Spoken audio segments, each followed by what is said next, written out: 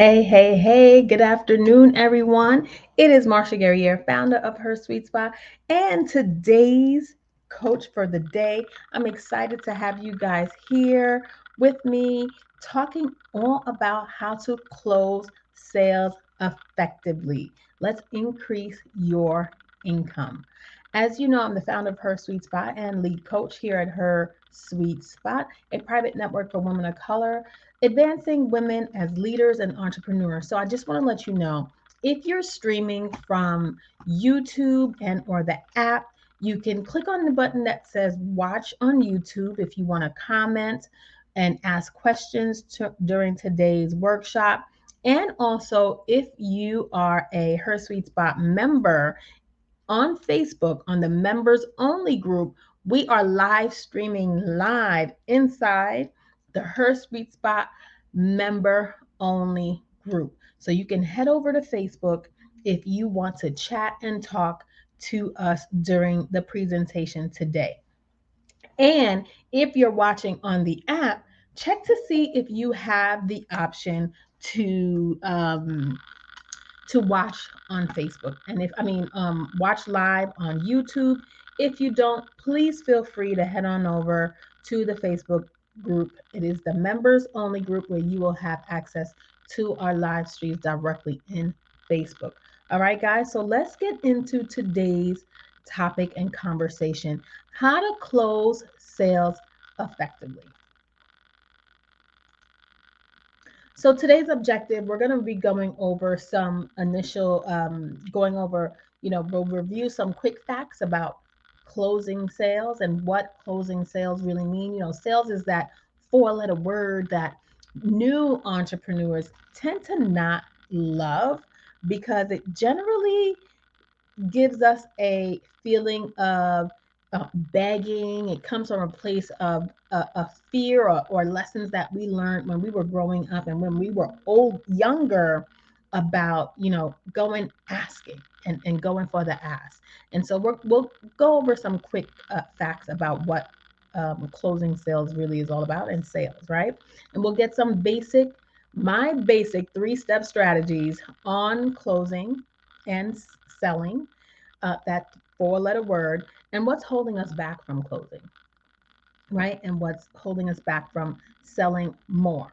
I'm going to show you the most used and effective sales techniques that the big boys use, and guys that know how are in corporations and leading all these huge major sales teams. We're going to go over some of the techniques that they listen for in determining how to close and convert a no from to a yes. Okay. So let's go over some quick facts about sales. In the average sale, over 80% of the sales are closed after the fifth attempt at closing. Some stats say out there it's really truly the eighth, right? Some companies believe that is the eighth attempt. So when you feel that, you've spoken to someone on and on and on, and, a couple of times, and maybe you sent an email several times and you're not getting any response, it takes a lot more than that initial touch point. People think that when we do consultations and the one and only touch point and consultation you have, that will be the only time that you will close. Hey, let me know where you are streaming from and who is on the chat. I see someone is live on Facebook with us today, so I'm happy to have you here. So let's look at another fact. The more closing techniques you know, the more likely it is that you will close the sale. And the more you begin to kind of center yourself in listening and understanding and vibing the people and the potential client that you're speaking to, that's really going to help you understand the buying behaviors of your potential client. All right, and we'll talk about that a little later. Selling is a skill that's learned. Don't think anybody with the gift of gab truly comes like is born with it. No one is born to sell. We are taught how to really become good salespeople. It is maybe some skill sets that people do better than others, right? And it's a muscle that we have to practice to seem and appear more confident and to really go after the things that we really want. Okay. Another fact is the most effective sales people know their product inside and out. It is the number one thing. And then what we talk about when we talk about what makes CEOs, so the mindset of a CEO is that they know their product, they believe in their product, and they love their product. Bottom line, it's really truly about that relationship they have with what they're selling. No matter how good, bad, or indifferent that product or service is, they truly believe wholeheartedly in that product, right? Over 50% of all closing effectiveness comes from the enthusiasm, your excitement about your product or service. Going back to what I just said about the CEOs that know, believe, and love their product, they exude that enthusiasm, and it's part of building upon the CEO mindset, which makes certain people close more sales than others. Confidence in selling comes from knowledge. How often, I think back to when I was in public speaking, and I remember I didn't do my assignment. And because I didn't do my assignment, I did my assignment that morning. And because I just wrote my speech for the day, I was totally not confident in telling my story and selling myself that afternoon in class. And it showed, right? But when you practice these techniques we're going to go over today, when you become experienced with it, right, it comes more natural, and it allows you to appear as if you truly believe and know your product. So, confidence in selling is another key factor in closing more sales. Hey, Joanne. Oh, Joanne's watching from uh, uh, YouTube. Thank you. Thank you. Let me know if you have any questions. Please log on in the app or wherever you are streaming from. Let me know where you're from, where you're watching us today. So let's talk about the basic 3-step sales strategy. Just as many closing techniques that are available. Now, I'm not giving you every single technique that's out there. There are lots of techniques that you could learn, but I'm going to tell you what I think are the most important, right? There is also as many sales phases, and every organization, every product type, industry, or service will consider the different phases in their approach to sales. But what I like to do, especially with service-based businesses, especially for solopreneurs, where you are your CEO, CFO, CMO, and chief sales director and manager, go with these 3 basic steps: sales planning, sales prospecting, and sales retention. I feel like sales retention is usually one of the steps that people tend to forget most. They know and live in planning and prospecting. They actually live in prospecting. Most people don't plan and reiterate the plan for sales, which is also another reason why they don't work, close as many sales as they wish. But yeah, these are the 3 basic steps I think you guys should really hone in on and practice a lot more, and add to the life cycle of your business development. So the planning step helps you develop the sale and data plan that will allow your business to make the numbers that you want. Knowing your numbers, that is like even more important, right? In the planning phase, know what numbers you need to achieve. You will know what data you need along the way to help you make these decisions. And knowing your numbers, you need to make X amount of revenue per week, X amount of revenue per month, X amount of revenue per quarter, per year, right? All of these life cycles and milestones help you reach your bigger plan, which is an annual revenue amount, right? With the right plans in place, you improve your chances for success. And in the sales planning phase, these are the three things you need to really hone in on. The revenue plan, which I just spoke about, right? Define your revenue goals and create a plan for how you're going to actually achieve your revenue goal. Break it down into cycles and milestones and achievable milestones. Not every business has a weekly return, daily return, and a monthly return, right? Every business, not every, most product based businesses, your goal is to get a couple of retainers per quarter. It might be per month. It's really based on your availability. And as sidepreneurs, people that are working a full time job and running their side service based business, in addition to their full time job, you really have to create the plan and a schedule to properly bring on and onboard new clients. So that's a really major factor in determining your revenue plan. And then the customer acquisition. Properly align your sales resources. And when you're a solopreneur like me, it's yourself within the ecosystem where you can find your customers. We talk about this all of the time. We talk about, where do your customers hang out? Where can you find your customers? How are you connecting with them, right? And then customer behavior, something that you must know and understand while you're developing your sales plan, right? Research how your buyers make purchasing decisions.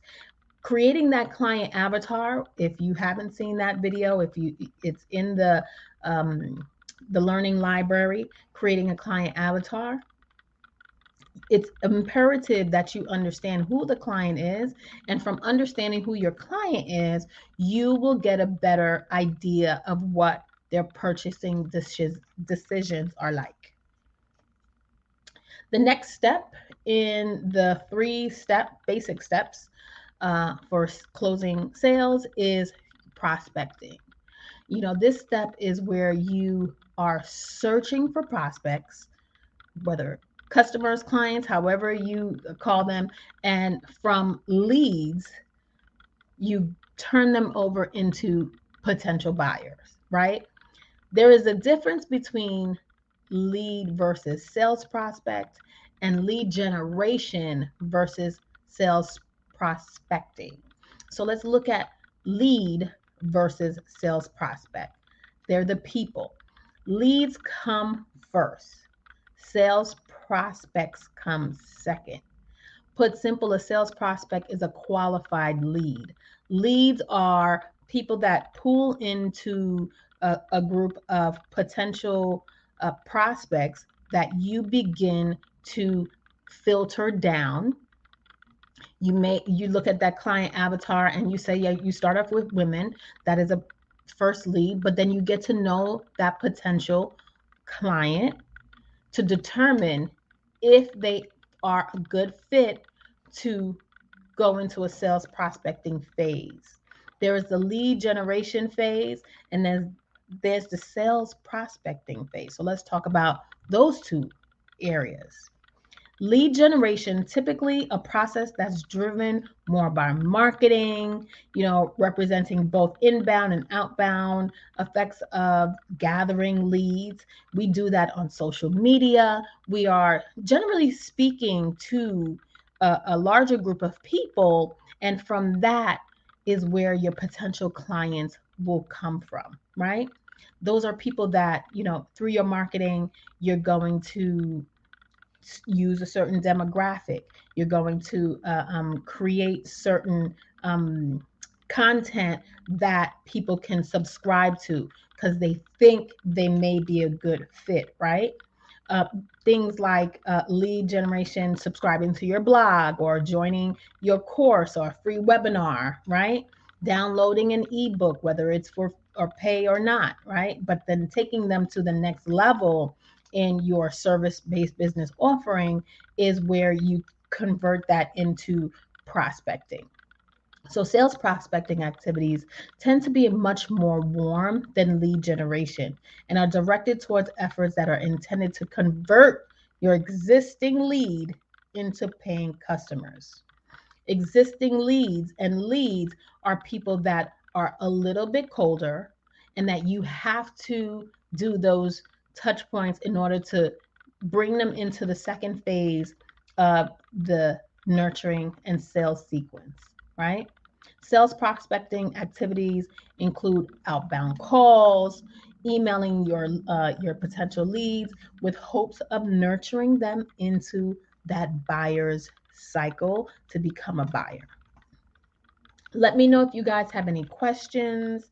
You can put it in the chat again in Facebook and in um, in YouTube or directly on our website in our app. So, what is sales retention? A phase that I think that is sorely missed in when it comes to sales. I see many people that lose their customer base because they're not paying attention to sales retention. Entrepreneurs and small business owners shouldn't forget there is a huge potential for revenue in their list of existing customers. Retaining customers and having a sales follow up strategy is a good way to boost your revenues by selling more to existing customers and by getting referrals from them for new customers, right?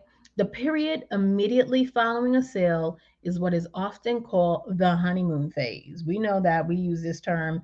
There's a lot of dating terms that are used in business and in sales, right? You got to date your leads, right?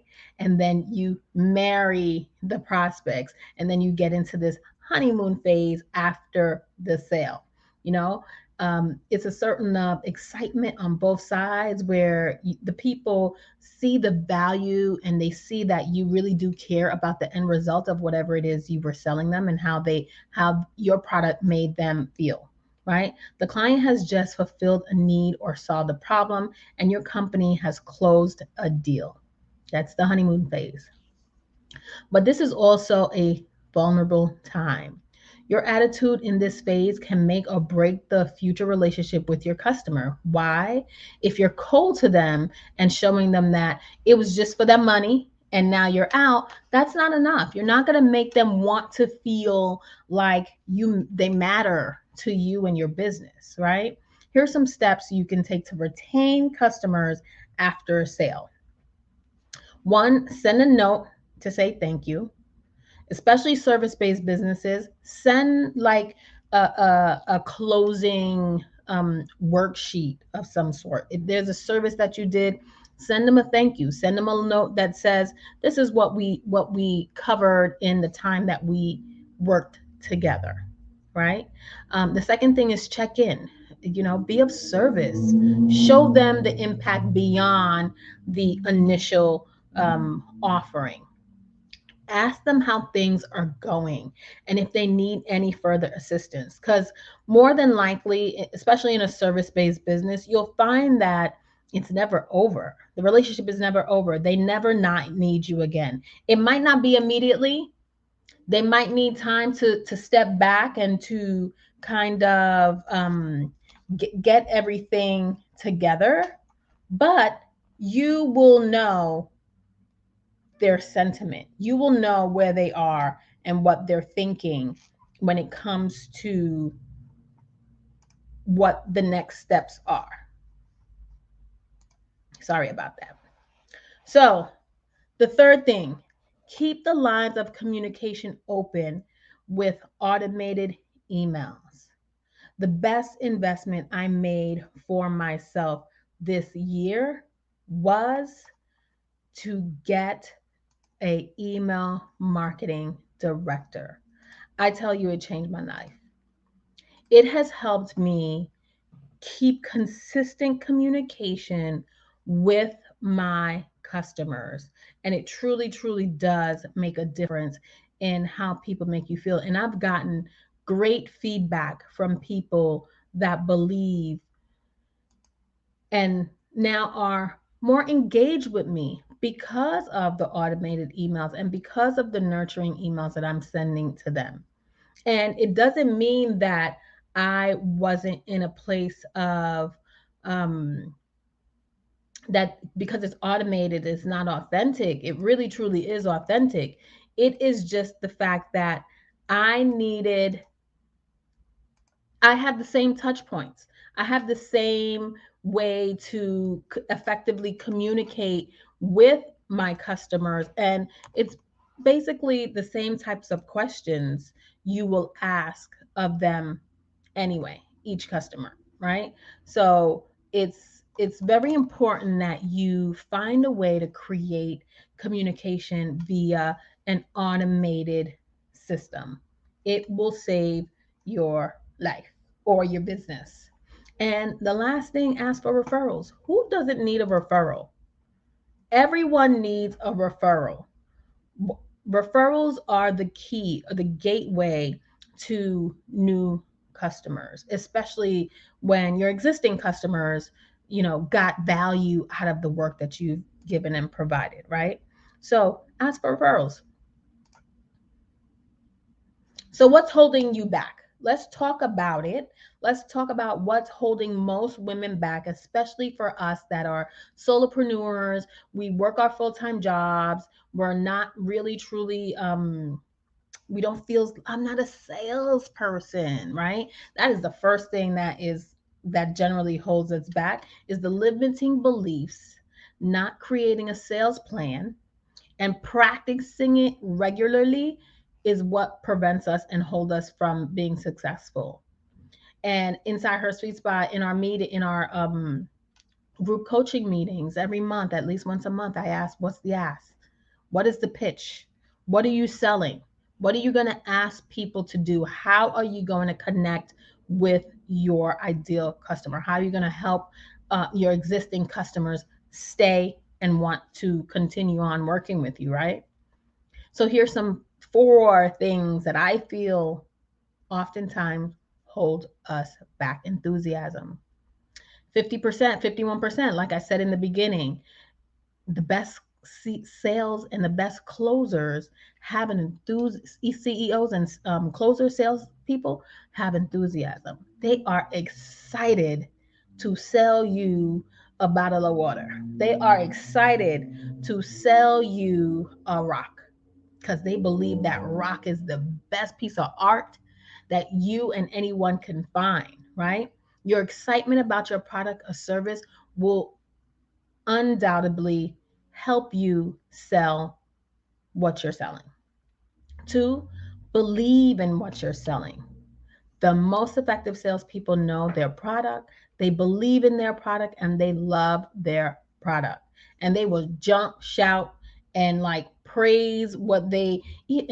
And half the time, y'all know, and y'all seen some of these products and companies and services that are mediocre, that are probably not the best, but there are people out there that you're watching and you're following on social media, and they're coming out on social media and they are talking with enthusiasm and they are telling you inside out about their industry, about their product, and that alone makes you believe that they're an authority. That alone is what captivates you and what captivated you more than likely to getting you to say yes to purchasing whatever they were selling. Whether it was a $20 ebook or a $2,000 course, it is that enthusiasm and that confidence that the person is giving off, right? One of the other things is that, expect the best. You must confidently expect that people are going to say yes. One of the biggest downfalls that women do is we go in ready for no's. How about we reverse that and go in ready for yes, right? If we believed more in the fact that we don't have to convince, and we're just going to impact and show our love for what it is we're selling, and sell the benefits of what it is we have to offer, and expect that the person is going to say yes, you will, I would guarantee you, you will close more sales. When you ask the prospect to buy, you must confidently expect them to buy. And when you get the no, if you should get the no, don't let it show. Hey, it comes in and it goes. We might see you next month. Okay, it might not be a yes today, but it might be a yes next month when your finances change, maybe, right? When you walk away and you think back to all the things that I offered you and you realize that I actually have the best solution for you, one day I'm going to get a yes for you. It might not be today, right? So expect the best when you go into a situation with a potential client. And the fourth thing is that fear of rejection. Ooh, the fear of rejection that we all get. It's a major stumbling block at the close, at closing, that we all have, that we let that sit inside of us more than we're expecting the best. That fear of no and that fear of rejection, those two are really closely aligned. We're so worried about getting a no that now fear sets in to our approach at talking and closing. If you believe in the yes and the power of yes, then the fear of rejection no longer exists inside of you, right? Expect the best, and the fear of rejection will no longer sit inside of you. A key factor in successful selling is to be prepared to hear a no and continue. All right, it is what it is. No, I don't think so. And prepare yourself to hear that, but don't hear a no. Hear a not today. Hear a not today. Hear a maybe tomorrow. The no is what's holding us entrenched in fear. Let's look at what some of the closing techniques that I'm going to be talking to you about in this next segment. I want you to know that these are not the only closing techniques that are out there, but these are some of the closing techniques that top sales reps are using to get and to sell more. They get prospects to make smaller commitments or mini closes as they work towards the big close. And that's also another technique that people use in determining and kind of getting a vibe and a feel for who they're working with. The close you choose should be based on what you know about your prospect and the type of close you believe they will most likely say yes to, right? The client avatar work, that's why that's so important. Understanding who your ideal customer is, and then getting a little bit of information and knowing who you'll have a free consultation with. That's why many of you've attended free consultations, and there's a little questionnaire they'll ask you before a the meeting as you're doing maybe your schedule, right? So let's talk about the 5 effective sales closing techniques that are popular with top sales reps. The first thing is the assumptive close, and then is the option close. And many of you, all of you, have experienced at least one of these in some time in your buying time, right? The summary close, the suggestion close, and the urgency close, which is my least favorite close of all. And I can't wait to get that one. I left that one for last because it really bugs me. But when I get that as a consumer, I hate the urgency close. But let's talk about some of these other factors. All right, so what is the assumptive close? This closing techniques uses the power of positive thinking.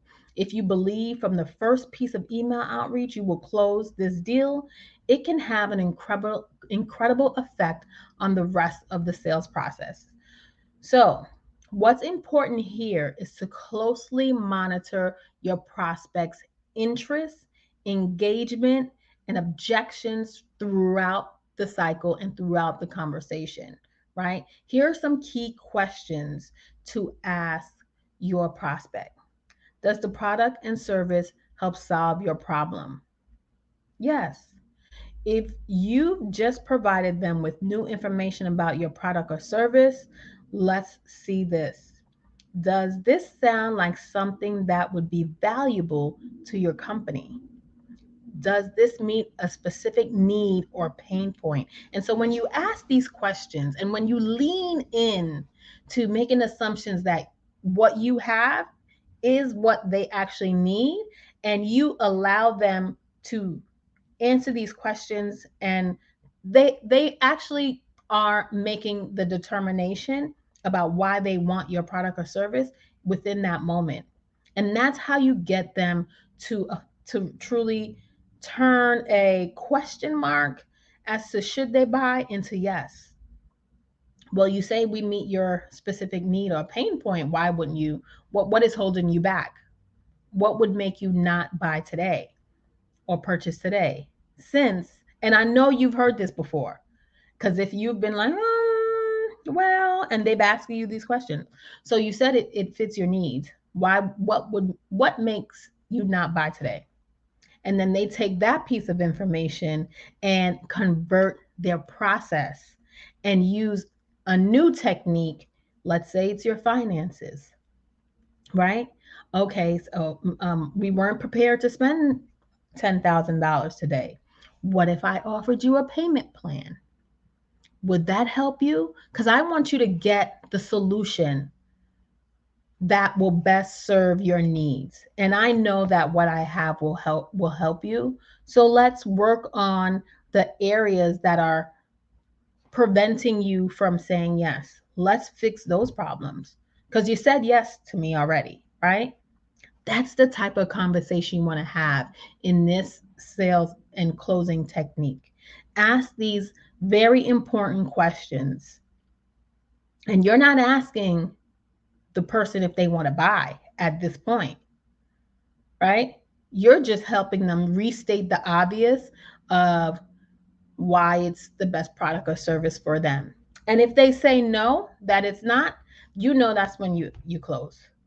Or your question would be, what would make it the best product or service? What would make it more valuable to you?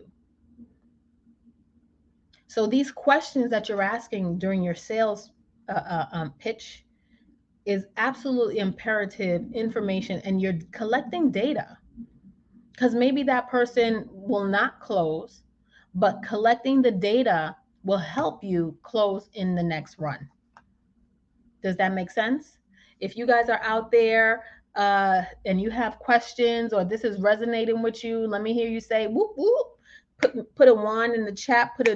If you're hearing me, if you've experienced this type of close before, let me see and hear you talk about it.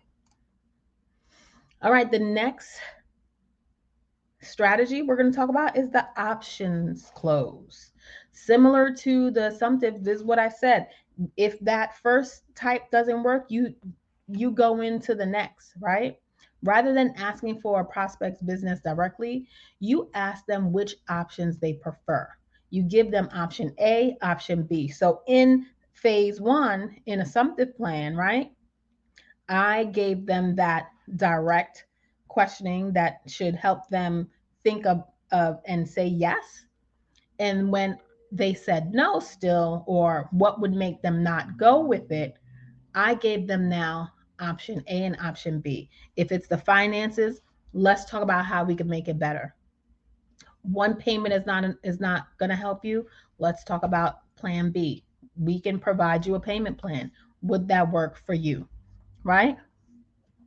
It's giving them options. It's giving them the ability to make a decision that feels right to them, that they can say, you know what? Let me take a chance on what we're doing. Right? Is anybody with me? Number one, Facebook is telling me yes. You've experienced this before. Excellent. Are you prepared with an options close. Tell me in the chat, have you thought about this before entering into prospect sales conversations? Have you been, in an automated email system? It's very handy, and you can automate the options close when you're selling from a landing page perspective through your automated email sequences. Email systems like Mailchimp and MailerLite, which is what I use, they allow you to create automation streams where when you get a client prospect that's not clicking for the sale or doesn't complete the sale, there are automated processes that will allow it to go on to the next phase. That's why emailing is so important in customer uh, uh, sales and lead generation and closing the deal, right? So important. Let's move on to the next option. How many of you have used options closing before? Let's talk about it. Tell me in the chat. The summary close. When you summarize the benefits and value of the products you're offering, it's easier for a prospect to sign on the dotted line. It's because it can be difficult for some people to differentiate between two or different products. For example, let's talk. So we have the compact Pixie Deluxe espresso machine that takes up very little counter space. It comes with a built-in frother and it has a 2-year warranty. We also offer free delivery. If you help the prospect visualize what they're purchasing and sum it up in a concise way, it's easy for them to understand they're actually getting what they want. So using this in combination with the first option will help you, that assumptive, once you summarize. And trust me, many salespeople actually use multiple strategies in one session. When you summarize it, they hear it, they see and hear the benefits. Then you stop with the ask, do these sound like they fit your need? Are you looking for a special machine that has little counter space? Oh, no, you're looking for a big counter space? Well, we have option 2. Right? There is a combination. There is not just one way of doing things. There's multiple ways you can really actively, and knowing how to use what strategy when is really the lesson I want you to walk away with.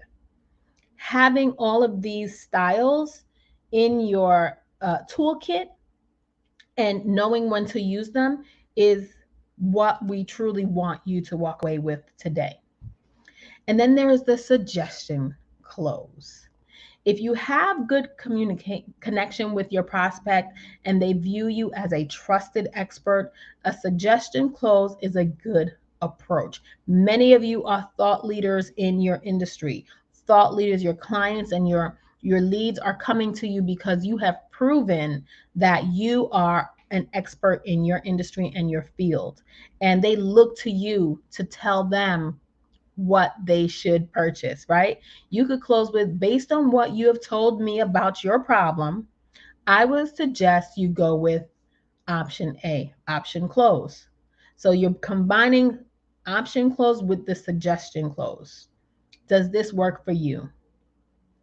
Yes and no. You go through that phase, and if they say no, you want to say, what will help you say yes? What can we do to help you get what you need, right?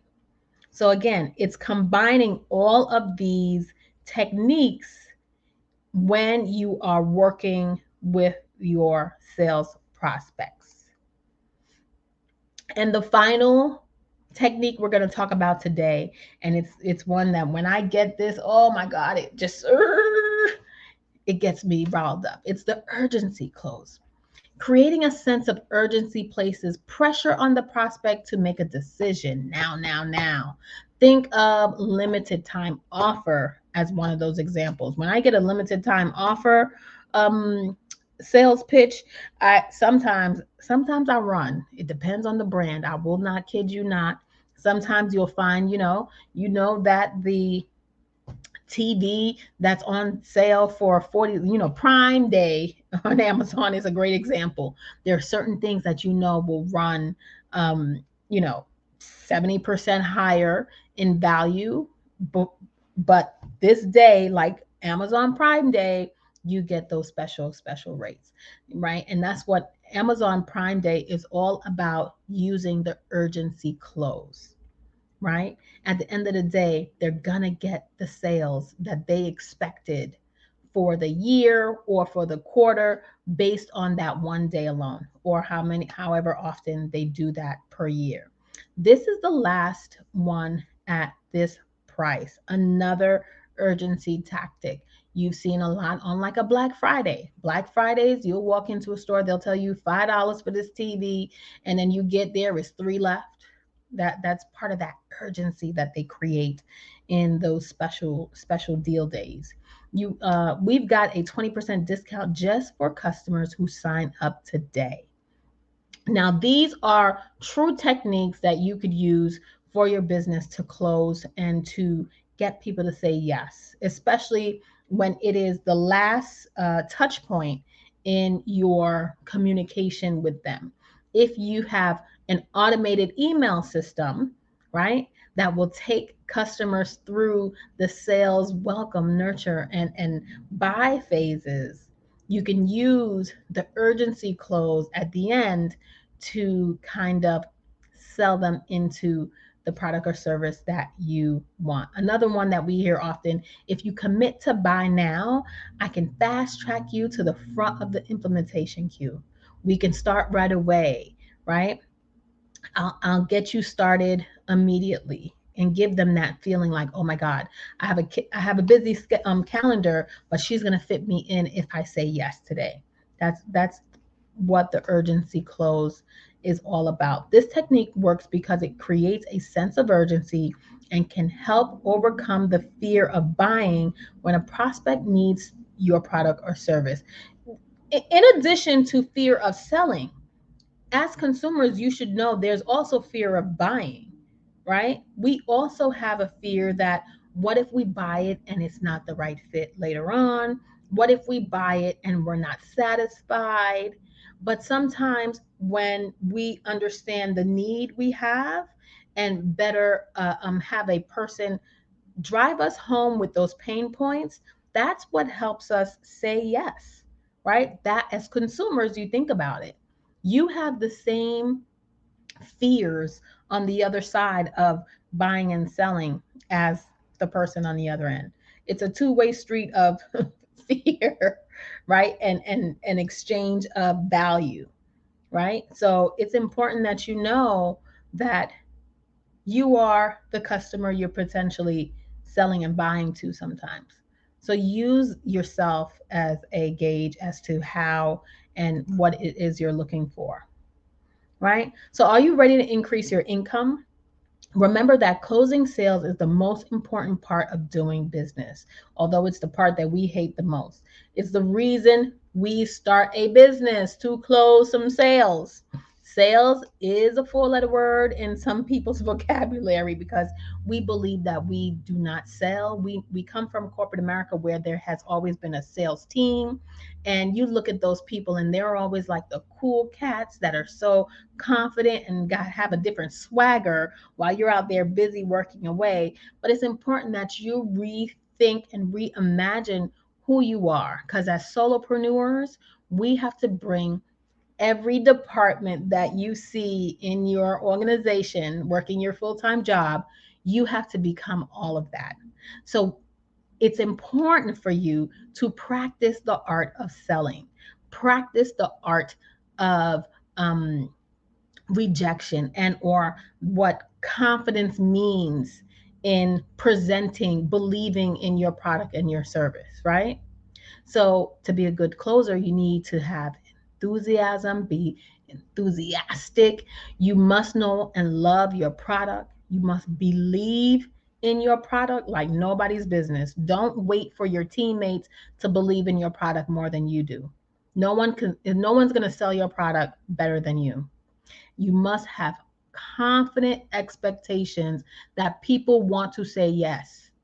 And when they say no, it's their loss, not yours, right? And you got to be persistent. It takes 5 to 8 touch points before someone says yes. So please don't think that because you are sending emails out and you're getting little response, or when you have that initial get to know you free consultation and discovery call, don't think that that would be the first and last time you would have a conversation with this person. All right, believe in yourself and know and be persistent. Know that you got to keep it going, right? So let's look at some final tips before we let you go for today. Make sure that your voice is strong, bold, and clear when asking. Don't, one thing that I learned that I was doing wrong when closing was, at the end of the conversation, we generally go down. Like our whole demeanor will like slouch. So, it's $3,000 for 8-week sessions. Are, do, are you interested in coaching one-on-one with me? And we automatically lower our tone. We automatically give an energy of rejection and defeat. That is one thing that we have to reverse. And you have to lean into your sale by sitting firm, sitting strong, being bold and clear about what it is that you can offer and if they want to work with you, right? Make sure you look like $1,000,000. Now, some people will argue with me about that, depending on your industry, depending on your brand. But people, how many people hire someone who's not fit to personally train them, right? You got to look like the business you are selling, right? That's really what that means. Ask as though you expect the person to say yes. All right, so you ready to sign up? Let's go, right? Ask it like you confidently expect the other person to buy. I am driving home that sentiment to you. I want you to be expectantly positive about what you're getting into. Ask those closing questions like if it is inconceivable that the person would say no. Like, why would you not say yes? Like, why? Why would you not say yes? You said you are in need of support. You are in need of someone who can do XYZ. This is what I can do for you, right? Ask as though it were impossible to fail, right? We got this. You can make it happen. Practice your voice, practice your tone, and speak strongly. Speak unapologetically, speak confidently, and that will draw and attract your customers, your leads into sales prospects, into buyers. That is all for today, guys. If you have any questions, if you are here with me through Facebook or through our app and our website, please let me know where you're watching. And I believe you will be able to see this on the replay. For all of our suite accelerators, our suite masters, you will get a copy of this to watch on the replay inside of the Learning Lab in our 4 pillars course guide. And hope if you guys have any questions, you should actually go on to our Her Sweet Spot groups and go over to marketing and or money and pose your questions in the marketing on money group.